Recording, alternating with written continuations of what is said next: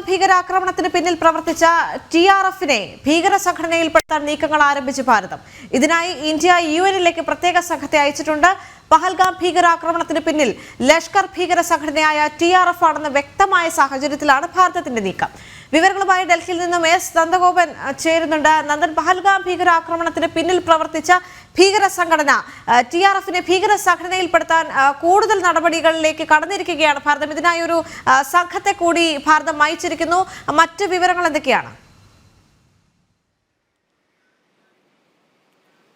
Indian പ്രതിനിധി സംഘം ഇതിനോടകം തന്നെ കൂടിക്കാഴ്ച നടത്തിയിരിക്കുകയാണ്. UN-ന്റെ ഭീകരവിരുദ്ധ സമിതിയുടെ അണ്ടർ സെക്രട്ടറി ജനറൽ വ്ളാഡിമിർ വൊറങ്കോയും അതേപോലെ തന്നെ തീവ്രവാദ വിരുദ്ധ കമ്മിറ്റിയുടെ എക്സിക്യൂട്ടീവ് ഡയറക്ടറിലെ അസിസ്റ്റന്റ് ജനറൽ സെക്രട്ടറി നതാലിയ ഗർമാനുമായും ഇതിനോടകം തന്നെ കൂടിക്കാഴ്ച നടത്തിയിരുന്നു.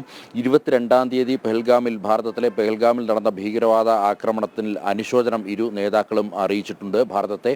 ഒപ്പം തന്നെ ഈ 22-ാം തീയതി നടന്ന ആക്രമണത്തിന് പിന്നിൽ അത് TRF ദ റെസിസ്റ്റന്റ് ഫ്രണ്ട് എന്നുള്ള ലഷ്കർ ഭീകര സംഘടനയുടെ ഭാഗമായി നിൽക്കുന്ന അല്ലെങ്കിൽ അതിന് ഇപ്പോൾ ഭാരതത്തിൽ നൽകിയിട്ടുള്ള പേര് എന്നുള്ളതാണ് പ്രധാനമായും വിശേഷിപ്പിക്കപ്പെടുന്നത്. TRF ആണ് ഇതിന് പിന്നിൽ എന്നുള്ള കാര്യം കൃത്യമായ തെളിവുകൾ സഹിതം ഭാരതം വ്യക്തമാക്കിയിട്ടുണ്ട്. പ്രത്യേകിച്ച് ഭാരതത്തിൻ്റെ അന്വേഷണ ഏജൻസികൾ ഇതുമായി ബന്ധപ്പെട്ട് കേസെടുത്ത് അന്വേഷണം നടക്കുന്ന ദേശീയ നാഷണൽ ഇൻവെസ്റ്റിഗേഷൻ ഏജൻസി അടക്കമുള്ള ഏജൻസികളുമായി ബന്ധപ്പെട്ട റിപ്പോർട്ടുകളും ഭാരതം സമർപ്പിച്ചിട്ടുണ്ട്. പ്രധാനമായും 2022 ഡൽഹിയിൽ നടന്ന ഈ UN-ന്റെ സുരക്ഷാ കൗൺസിൽ യോഗം അതിലെടുത്ത തീരുമാനങ്ങൾ സംബന്ധിച്ചിട്ടുള്ള പുരോഗമനങ്ങളും ആ യോഗം ചർച്ച ചെയ്തു എന്നുള്ളതാണ് മനസ്സിലാക്കാൻ കഴിയുന്നത്.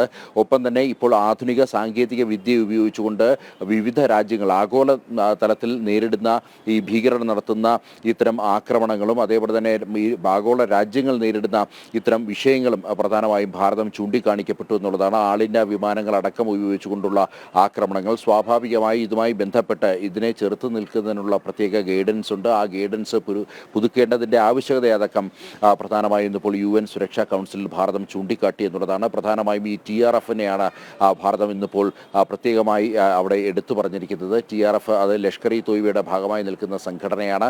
മാത്രമല്ല ആഗോള തലത്തിൽ മറ്റ് ലോകരാജ്യങ്ങൾക്ക് കൂടി ഈ സംഘടന ഭീഷണിയാണ് എന്നുള്ളതാണ് ഭാരതം അവിടെ ചൂണ്ടിക്കാണിച്ചത്. ദേവിക.